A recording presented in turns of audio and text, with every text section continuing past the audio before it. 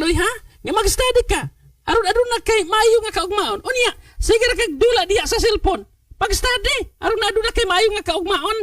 Ay, naon sa magkadiya dahi ko na piya. Ngano siya makagyaw-yaw dahi ko na piya.